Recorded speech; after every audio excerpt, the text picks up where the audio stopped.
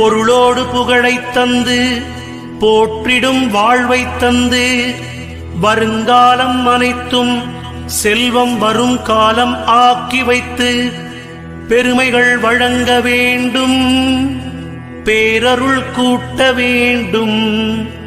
அருள்மிகு குருவே, உன்னை அடிபணிந்து வணங்குகின்றேன். வருடம் ஓர் ராசி வீதம் வட்டமாய் சுழன்று வந்தே தருகிற பலனை நாங்கள் தங்கமாய் ஏற்றுக்கொள்வோம். வருகிற நாட்களெல்லாம் வசந்தமாய் மாறுதற்கே அருள் தரும் உனது பார்வை அனுதினம் எமக்கு வேண்டும். குருவே, நீ பார்த்தால் போதும் கோடியாய் நன்மை சேரும்.